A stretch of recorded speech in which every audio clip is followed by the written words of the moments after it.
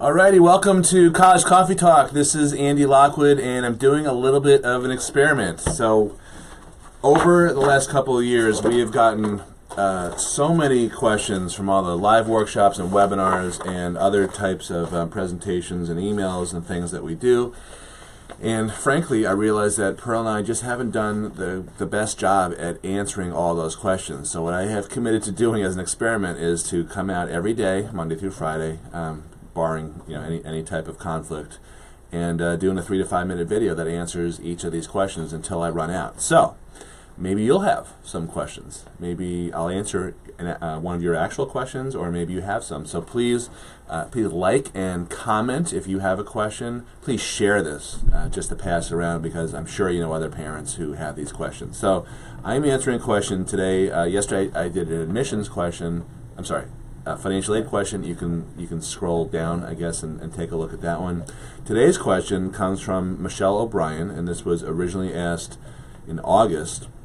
Her burning question about college admissions was, how much emphasis should be on college rankings via U.S. News and World Report, and how much should it play in your decision?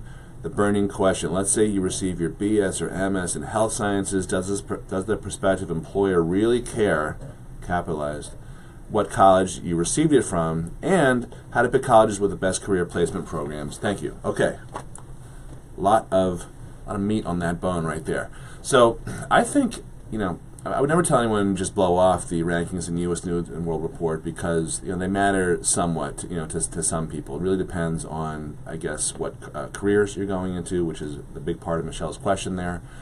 However, also understand that the rankings are, number one, easily gamed. It's relatively easy, I should say, to manipulate rank.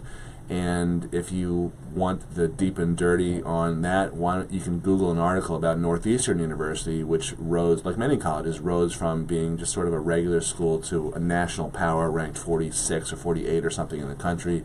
You can Google an article that I think appeared in Boston Magazine, I want to say 3 years ago, called something like How Northeastern Gamed the Rankings. Not a prop, actually having coffee.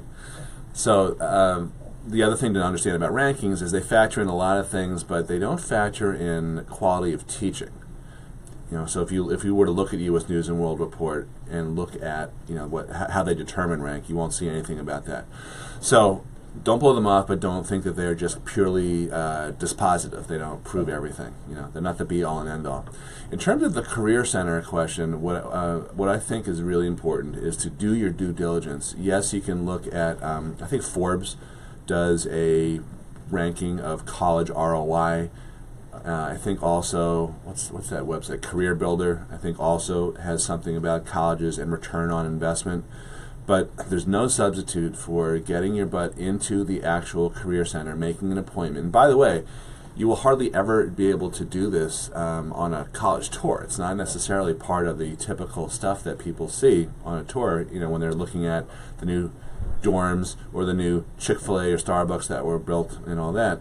The Career Centers are hardly ever looked at. But I actually think, maybe I'm being optimistic, but I think that that's changing a little bit. There's been I've noticed a bunch of articles that have talked about how Career Center and career placement has become more important. So colleges are starting to bring the career placement centers, out of the trailer, out back, and more into the main administrative buildings and all that.